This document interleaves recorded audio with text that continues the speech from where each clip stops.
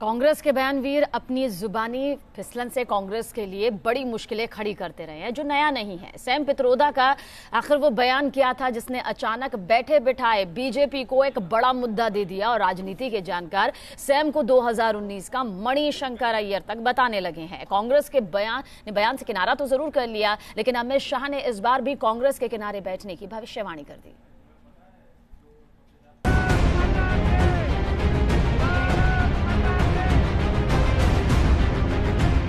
लोकसभा चुनाव में पहले चरण की वोटिंग के लिए अब केवल 1 महीने से कम का समय बचा है, लेकिन कांग्रेस के बयानवीरों के बयान से सियासत धधक रही है।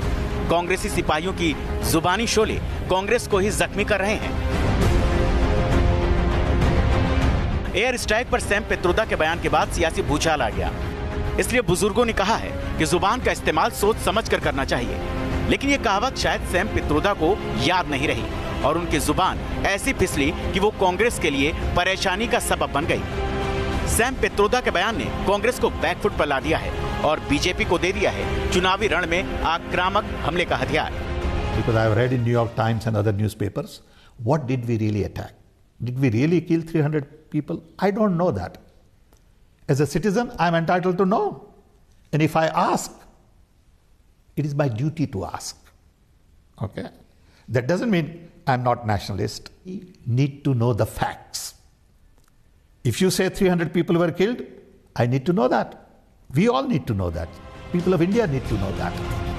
सवाल सेना के शौर्य पर उठा, इसलिए हंगामा लाजमी था। इस बयान पर सीधे पीएम ने ऐतराज जताया। पीएम मोदी ने पित्रोदा के बयान को शर्मनाक बताया। उन्होंने ट्वीट किया, कांग्रेस अध्यक्ष राहुल गांधी के सबसे भरोसेमंद सलाहकार के बयान के बाद पाकिस्तान में नेशनल डे जश्न मनाया जा रहा है। उनका बयान सैन्य बलों का अपमान है, शर्मनाक। केंद्र सरकार में वित्त मंत्री अरुण जेटली ने भी पित्रोदा को आड़े हाथों लिया और उनके बयान को पाकिस्तान की भाषा करार दिया। जेटली का आरोप है कि कांग्रेसी नेता आतंकी पाकिस्तान की बोली बोल रहे हैं। अब आज का ये बयान श्री सैम पित्रोदा का ये दिखलाता है कि उनका मानना यह है कि ये गलत किया हमने, केवल ये पाकिस्तान ने कहा, और उस लाइन को सपोर्ट करने वाले इस देश में आ जाएं और इस देश में एक राजनीतिक दल के आइडियोलॉग हों, तो इस देश का दुर्भाग्य है। लोकसभा चुनाव से ऐन पहले सैम पित्रोदा ने जिस तरह का बयान दिया है, यकीनन वो कांग्रेस के लिए मुश्किल खड़ी कर सकता है, क्योंकि सैम पित्रोदा को लेकर सरकार समेत पूरी बीजेपी हमलावर है। मुझे लगता है जो उनकी राष्ट्रीय सुरक्षा पर पिलपिली नीति थी, राष्ट्रीय सुरक्षा पर जो घुटना टेकू नीति थी, उस नीति को वो चाहते हैं कि मोदी जी भी आगे बढ़ाते हैं। तो भैया ये मोदी जी का जो है वो खून में ये नहीं है। मोदी जी अगर देश के सम्मान, देश के स्वाभिमान, देश की गरिमा पर कोई बात आएगी, आंच आएगी, तो उसको मुंह तोड़ जवाब देंगे। सैम पित्रोदा हो या रामगोपाल यादव हो, इनके जो बयान हैं बहुत शर्मनाक हैं और इनको किसी भी तरह से स्वीकार नहीं किया जा सकता। और एक षड्यंत्र के तहत ये बयानबाजी हो रही है, क्योंकि जो भाषा पाकिस्तान बोल रहा है वही भाषा रामगोपाल यादव बोल रहे हैं, सैम पित्रोदा बोल रहे हैं, और ये सब राहुल गांधी के इशारे पर हो रहा है। कांग्रेस चारों तरफ से घिरने लगी है, तो उसने खुद को इस बयान से अलग कर लिया। देखिए, इंडिविजुअल्स के व्यू हो सकते हैं, उसके पार्टी के साथ पार्टी का ऑफिशियल व्यू बिल्कुल क्लियर है कि आर्म्ड फोर्सेस के साथ हैं। जो भी निर्णय आतंकवाद के खिलाफ लड़ाई में, सीमाओं की सुरक्षा के मामले में, हमें अपने आर्म्ड फोर्सेस पर और उनके एक्शंस पर गर्व है। कांग्रेस अब सफाई पेश कर रही है। जाहिर है उसे नुकसान की आशंका है। सैम पित्रोदा के बयान से कांग्रेस बैकफुट पर है। मोदी के खिलाफ बयानों की बड़ी कीमत पहले भी कांग्रेस को चुनावों में चुकानी पड़ी है। ऐसे में सैम पित्रोदा का यह बयान भी कांग्रेस को नुकसान पहुंचा सकता है। Team news nation.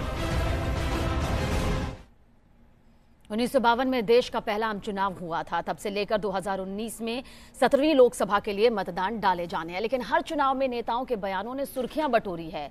इस बार चुनाव से पहले ही नेताओं के बयानों ने कांग्रेस के लिए मुश्किलें जरूर खड़ी कर दी हैं। रिपोर्ट आप देखें। आदित्यनाथ कह रहे हैं 400 मारे गए, ऐसे सालूवालिया कह रहे एक भी नहीं मरा। पूरे देश में एक ऐसी स्थिति बन गई है कि एक तरफ विश्व के अनेक मीडिया इस पूरे एयर स्ट्राइक पर प्रश्न चिन्ह लगा रहा है। जब कोई पॉलिटिशियन चलता है तो उसके साथ सिक्योरिटी चलती है, पड़थू पे जाता है, शहर पूरे बंद हो जाते हैं। तो भाई जब 4000 जवान चल रहे हैं तो इंटेलिजेंस फेलियर कैसे हो सकता है? खराब तब लगता है कि जब हमारे भी थल सेना अध्यक्ष एक सड़क के मतलब गुंडे की तरह अपने बयान देते। कपिल सिब्बल, नवजोत सिंह सिद्धू, संदीप दीक्षित, दिग्विजय सिंह और मणिशंकर अय्यर, इनकी जुबानों के तरकश से निकले तीरों ने अक्सर कांग्रेस को ही घायल किया है। कभी बीजेपी के साथ रहे पूर्व क्रिकेटर और कॉमेडी गुरु नवजोत सिंह सिद्धू ने कांग्रेस का दामन थामा तो उनकी जुबानों से निकली बातें अक्सर बवाल मचाने लगी। पुलवामा अटैक के अगले दिन जब सिद्धू बोले तो कांग्रेस की फजीहत हो गई। गालियां देने से हल नहीं, परमानेंट सॉल्यूशन चाहिए ताकि मतलब हमारे किसी जवान की जिंदगी ना जाए। जब कोई पॉलिटिशियन चलता है तो उसके साथ सिक्योरिटी चलती है, पड़थू पे जाता है, शहर पूरे बंद हो जाते हैं। तो भाई जब 4000 जवान चल रहे हैं तो इंटेलिजेंस फेलियर कैसे हो सकता है? ट्रैकर क्यों नहीं है? उसका नाम होता है ट्रैकर। तो ट्रैकर आगे क्यों नहीं चलते?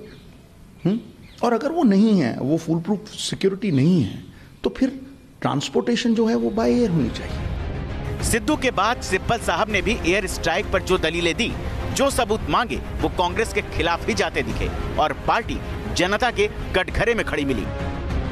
दिग्विजय सिंह का बयान भी कांग्रेस को बैकफुट पर धकेलते रहे हैं। कुछ दिनों से दिग्विजय शांत थे, लेकिन उन्होंने एक बार फिर बैकफायर कर दिया।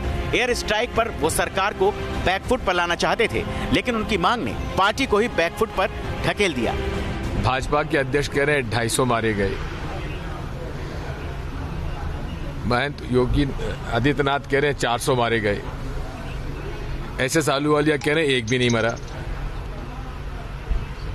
पूरे देश में एक ऐसी स्थिति बन गई है कि एक तरफ विश्व के अनेक मीडिया इस पूरे एयर स्ट्राइक पर प्रश्न चिन्ह लगा रहा है। मणिशंकर अय्यर ने 2014 में पीएम मोदी को चाय वाला कहकर पूरी सियासत को नई धारा में मोड़ दिया था। फिर पीएम मोदी की चाय ऐसी महकी कि उसकी खुशबू ने पूर्ण बहुमत की सरकार बना दी और कांग्रेस की चाय फीकी रह गई। लेकिन मणिशंकर अय्यर का पाकिस्तान प्रेम भी लोगों ने देखा और सुना है। हूँ, औरत हो, वो मेरा इस्तकबाल कर रहे हैं यहाँ। ये नौजवान, ये लड़का मेरे पीछे ही रह रहा है। अब पिछले 2-3 दिन से मुझे लग रहा है कि इसको कैसे छुटकारा दिलवाऊं, क्योंकि ये मेरे साथ है। ये कहता है कि हम नई पीढ़ी के हैं और आप यहाँ रहे हो मेरे पैदाइश के पहले, तो इसलिए मैं आपसे बात करना चाहता हूँ। तो जो प्यार यहाँ मुझे पाकिस्तान में मिलता है, उससे ज्यादा दुश्मनी मुझे हिंदुस्तान में मिलता है। तो मैं तो बहुत खुश हूँ यहाँ आकर। 23 मई के बाद लोकतंत्र के पर्व में देश को नई सरकार मिलेगी, लेकिन अगर कांग्रेस ने अपने बयानवीरों के जुबान को जकड़ कर नहीं रखा तो इस बार भी उनके लिए रास्ता आसान नहीं रहने वाला है। Team news nation. और आगे भी हर बड़ी जरूरी खबर पर न्यूज़ नेशन की नजर बनी हुई है। फौरन हाजिर होते हैं, आप बने रहिए हमारे साथ।